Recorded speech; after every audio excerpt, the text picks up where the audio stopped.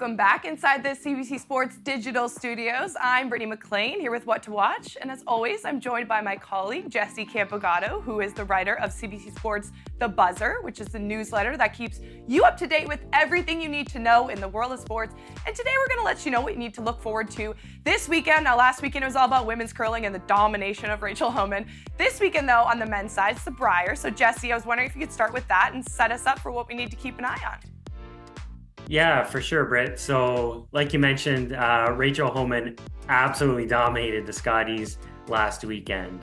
She went 11-0 for the second straight year and won her fifth title. So don't get me wrong, it was great to see her at the top of her game like that, especially with the Olympics coming up next year.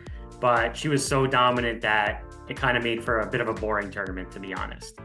The good news is I don't think we're going to have that problem at the Brier. So yes, it's true that Brad Gushue has won 3 straight Briers. He's won 4 of the last 5. He's won 6 in his career, which is the all-time record.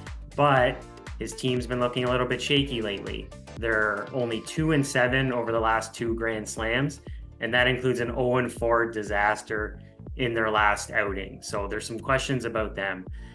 In particular, some questions about that move they made early in the season where they dropped EJ Harnden, who was their second, a really good sweeper, in favor of Brendan Bottcher, who's actually the last skip other than Gushue to win the Brier. So seemed like a great move at the time, but it's maybe not working out quite so well. And that's going to open the door for some other contenders, I think, at the Brier. So the guy that I'm the most interested in seeing is Brad Jacobs, who's now curling for Alberta. So he, of course, won the Brier back in 2013 for Northern Ontario, went on to win Olympic gold the next year, and now he's curling with the 3 guys who were with Bottcher until the end of last season. So definitely look out for them.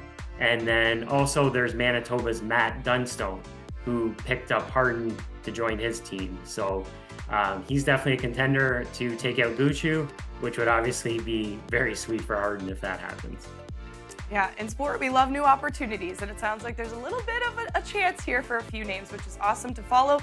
There's going to be some big names to follow in the speed skating world this weekend. It's the final weekend of the World Cup season so far, and Canadians are coming off of a really nice weekend last weekend with a few medals. So what are we looking for in Netherlands, Jessie?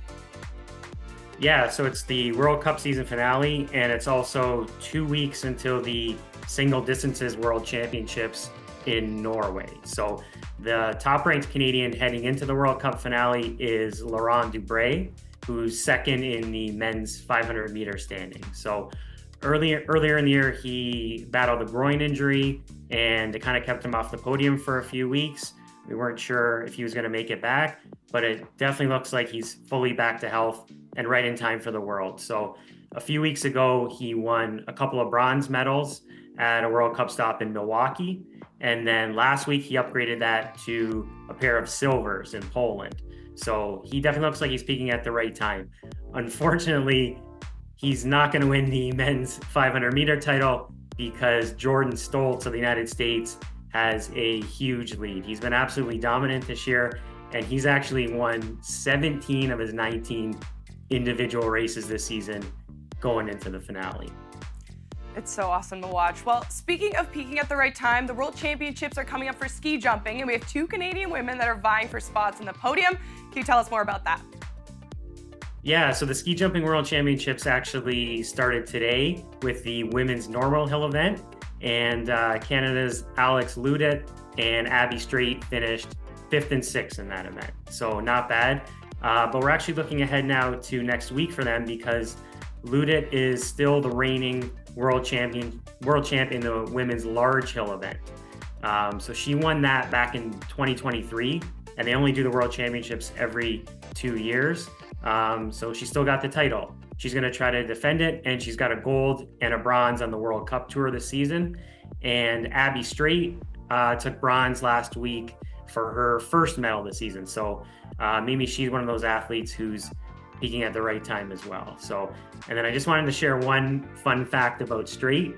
She's a certified beekeeper. So Britt, you know we're big fans of her over at The Buzzer. I love it so much, Jessie. Thank you for that one and for making my Friday brighter. If you need more to look forward to this weekend, there's lots. Speed skating is happening over in the Netherlands early on Saturday and Sunday morning. PWHL, we have Boston taking on Montreal. That'll be Saturday at 2 p.m. And there's lots of U Sports action to watch, but wrestling specifically would be Saturday at noon. And if you're not already getting Jesse's lovely newsletter, make sure you're subscribing to The Buzzer by searching The Buzzer CBC. All you have to do is enter your email and the newsletter will be in your inbox every weekday. Jesse, as always, we appreciate your time and I look forward to chatting again next week. Yeah, thanks, Britt. Have a great weekend. You too.